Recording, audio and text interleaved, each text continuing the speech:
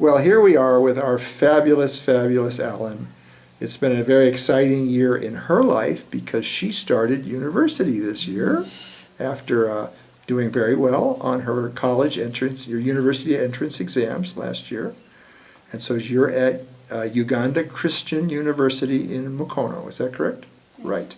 And you've also got your sister Mary with you, right? So let's start at the beginning of your going to university. You got good grades, and so they said, I know you wanted to be an electrical engineer, but they said, no, you're going to have to be into civil engineering, right?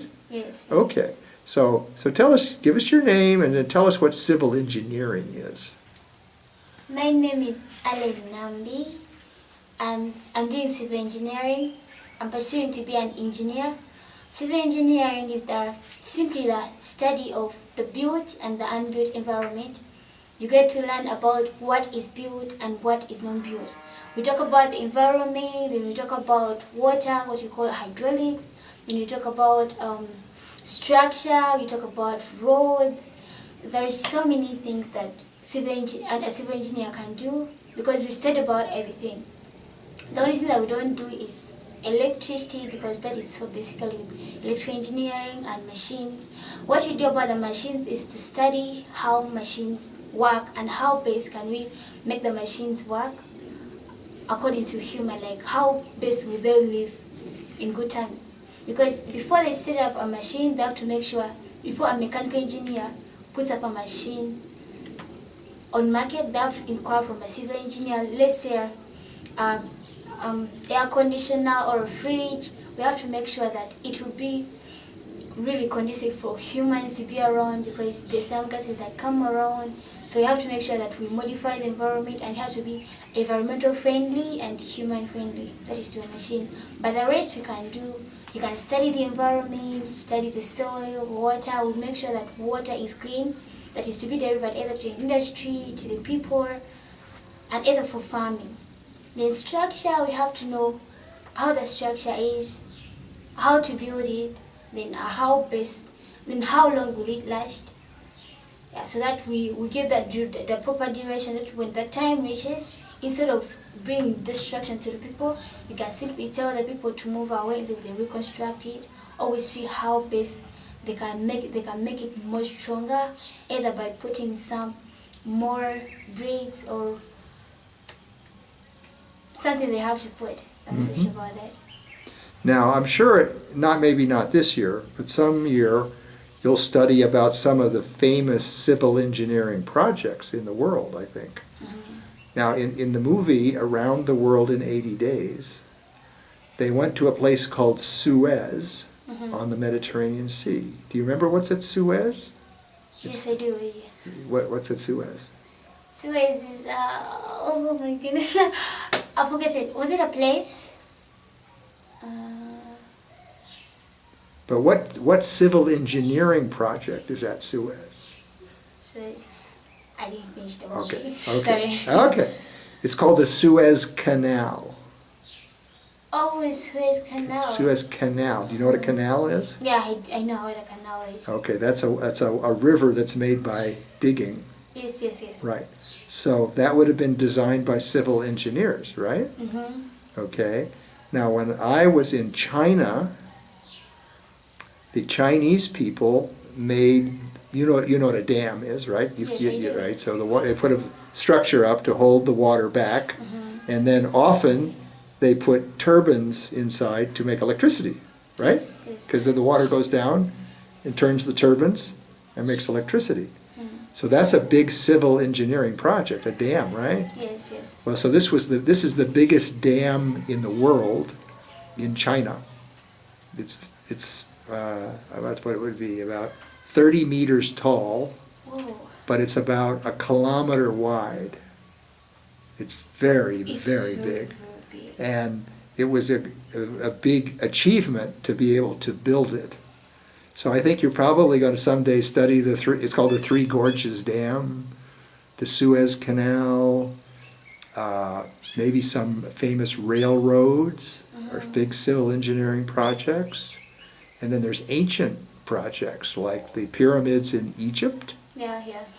And then there's a very famous building in Rome where they kept the top, where they had to figure out how to put the top on it without falling. Yes, and this was hundreds of years ago. So, great. Okay, great. Now, but you said the first year you're learning more general things. You're not learning specific civil engineering projects yet. Is that correct? Yes. Okay. So, are you enjoying school? Yes. Having fun? Yes. Okay, It's really great. good. Great, great. Well, and we were chatting, and you said for fun, one of the things you like to do, first of all, you play sports. Yes, And I your do. sport is? Volleyball. Volleyball. Tell us about volleyball. Volleyball is really fun because I like it when you're playing, and then it's teamwork. I really love the teamwork, whereby you have to run, save the ball. You have to be careful. You have to run, save the ball. Then you pass it to another person. Then you have to make sure that you read and let. I like it because it's so interesting. Mm-hmm. I like it. Yes. But you said you're not a spiker. No, I'm not a spiker. Okay. Now, are the other girls taller than you? Pretty the same height. Pretty or quite taller. pretty much the same height. Yeah. And you play it on a floor that's made out of concrete. Yes, yes. I don't want to fall on concrete. It's not. It doesn't hurt. It doesn't hurt. And we train so long, so it doesn't hurt. So since we're used to it, Okay. yeah. Even in high school, it was the same floor. So Okay. yeah, I kind of got used to it. Okay. And then you also said you like dancing. Yes, I love dancing. And where did you learn dancing?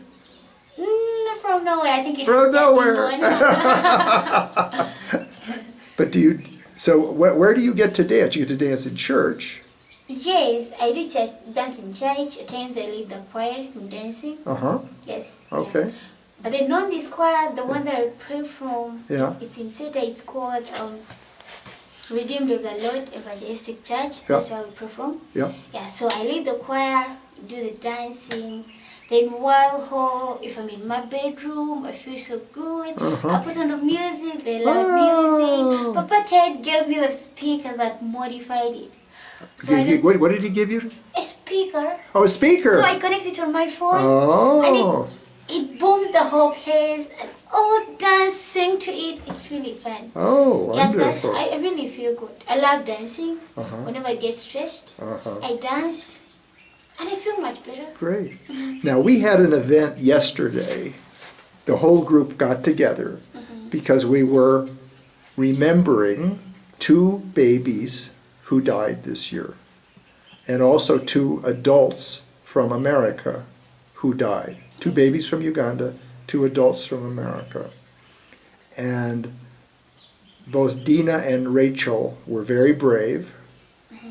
And the way I said it is they allowed us into their world trying to understand God's plan. Because it seems terrible, and yet God has plans, right? Yes. But did this bring up, everybody in there has had people in their life who have died. But you had, both of your parents have died. Yes. So did this make you sad yesterday, or make you think about your parents? How did you react yesterday? Yesterday, yeah, I was really sad. Because, I know I was really sad because I remember the times we used to have with my mom, because I didn't grow up with a dad. Mm-hmm. My dad died before I realized I had a dad. Okay. Because, yeah, he was a businessman and he used to come back late in the night. The only thing that we used to do is sing for him, then he takes us to bed.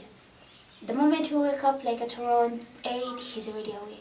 So I didn't get time to interact with him. So I grew up with my mom, and then she passed away in my Form 2, around, I think, about 5 years back. Yeah. I was really sad because it really took me long to understand that mom had died. All the time I used to think I'll find out, maybe one day I'll get to see again. But I learned. That's how I feel about our friend Julie. Yes. I say someday the phone is going to ring, Yeah. and it's going to be Julie on the end, and it's not. So keep going. What did this make you think about your mother? I thought about that, and maybe the time that thing took me back to the time I thought that maybe one day I'll ever meet her. Just until one day someone sat me down and told me, Ellen, you should understand what reality is. This is what it is. If you ever think you ever see your mom again, then keep on praying how you keep on crying how you miss her. Forget about your mom. Maybe one day you go to heaven and see her. So I always get encouraged. That's why yesterday I didn't cry. I felt fine because I know they are with the Lord, and I know my mom is with the Lord. So I was really encouraged because they were so brave. Yeah, I know it has to lose person that he loved, but then they were so brave and they gave me courage to stand strong. Okay. Yeah, I know one day we get to find out be loved in heaven. Yeah, though it was good to remember the times I used to have, the moments I used to have, but I call them blessings because I was able to be with my mom, to have fun, to love. She loved me so much. And the only thing that keeps me moving is she used to tell me you are so smart and I know you can make it. So the thing gives me courage to keep going. Good. Yeah. Good. All right. And the fact that I have so many dads and moms that take care of me, so many people that love me. Yeah, that always gives me courage. Great. Because Daddy Patrick always says that, oh no, it's Papa Gary said it. You don't have to cry for what you don't have, but be thankful for what you have. Yes. For that I have you, I have so many dads, so many moms, they take care of me, they love me, and they really, yeah, they show me that they love me and they have never left me. So the fact that I have so many that replaced my mom's place, though they're not equal to the love I used to have for her. Of course. But at least I count that, I count that something. Okay. Yeah, so it keeps me moving. Okay. So is there anything you want to say to the people back in America? You've got all of the Olive Branch Ministry people, but of course Papa Ted, who loves you so much, and who's given you so many special gifts. And I know you talk on the telephone with him a lot. That's very special. So any special message for people in America? I love it. First of all, I have to thank them so much for the great effort, for loving us, for taking care of us. That really made us feel so special. That made us feel worthy. Like, because I never thought I would stand up and say the word I love you, for I thought it was just useless saying I love you. But as the love they showed me made me feel really love has to be given. Good to give love and good to receive love. They taught me so many things. I love it when they come home, celebrate with us, like this Christmas. Papa's card, Papa Stanley, Mama Sharon, Mama Cassandra, Mama Sissy came and had Christmas with us. It was really a good time. It was more of a sacrifice, but really appreciated. I know so many of you people wanted to come and have Christmas with us, but it wasn't possible. But we miss it so much. We had a great time with them, and it was a surprise because I never thought the thing would happen ever. But I was really so blessed and glad. I send my greetings to all of you people. I love you so much. And what I have to know is I've learned quite 3 things in life. I've learned to accept mistakes. Accept what? Oh, mistakes. Mistakes. Learn from them. Yes. And receive and absorb everything, because there are times I felt I was in love because that's when I just lost my mom, because everything felt heavy to me. Yeah, so all the time I kept on blaming myself as to why, because I was so weird. I grew up big-headed. Yeah, that's all I do. And I used to blame myself why I used to do it. However weird I was, I used to stab my mom a lot. All she used to tell me was, I'm so proud of you, you are so smart. Then I look back, I was like, really? If my mom used to tell me that, yet I was so bad, that means maybe I have a good part in me. So I decided to take up the good side of me. I accepted all the mistakes I had done in life. Yeah. So I chose the good part in me, the love part, the helping, showing love. It has really made me grow in everything. Right now, I'm so proud of myself, and some people are proud of me because back then no one used to even take me to be a girl because people thought I was really weird. I was so weird, I was so mean. But I learned to accept my mistakes, and now, yeah. So I use them as stepping stones for me. I'm really so glad for God. He has made me grow in spirit, in physically, and everything.